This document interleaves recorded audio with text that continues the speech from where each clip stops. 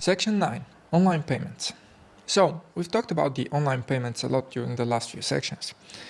Let's begin by going to Store, and then Payment Settings, Allow Card Payments, and in here we have to create a merchant account so we can receive online transactions. First, we begin by choosing an email to register with, and then choosing a country, and then we click on Create Merchant Account. So you can read through the terms of use and services for merchant accounts and accept them.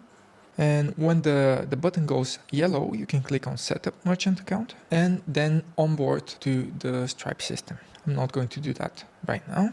So after you're done with your onboarding process to Stripe, you can access your payment account from Payment Account, and then click this button is going to be green right here. Click on that and it's going to transfer you to your Stripe connected account, which you can access only by receiving a message with a single use code on the phone you have provided during your onboarding registration. And finally, we go to invoice settings. So basically, invoice settings allows you to use features such as price plans or subscription model services. So when you receive payments, you automatically generate invoices with the MSB. Now it's really easy to do that. You can just upload a picture, you can just upload your logo. You can choose a starting sequence for your invoice numbers. You can do the same for price quotes.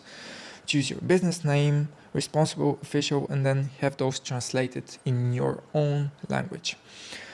Choose the country, IBAN, BIC, SWIFT, home tax and foreign tax, tax IDs, so on and so forth. After you do that, you are going to be able to create recurring revenue services or subscriptions.